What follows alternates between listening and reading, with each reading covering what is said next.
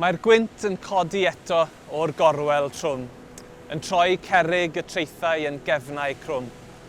Ac mae fflamau'n y goedwig ar y mynydd a'r mawn, a'r haul yn uchel a'r ganol prynhawn yn crasu dolydd y llifogydd a fi. A'r llinell lle by'r dŵr a'r dalcen y tŷ, yng nghysgod y rhewlif ac uwch traethau gwyn, lle mae cymunedau yn dal yn dyn. Does fawr ddim i atal y gerdd a'r gan, rhag boddi yn y cenlli, rhag llosgi yn y tân. Ond heddiw ar drothwy y newid mawr. Torchwn lewis a chodi'r geiriau o'r llawr. Yn rysau'r dychymyg lle mae'r enwau'n datod, mi godwn gwpledu yn fagiau tywod. Troi englyn yn ddeilen, yn gysgod rhag law, yn gadwyn ar gangen. Ac o law i law pan ffeiriwn ni'n straeon ar draws y ffin, ac estyn ei lloches rhag y storom flin.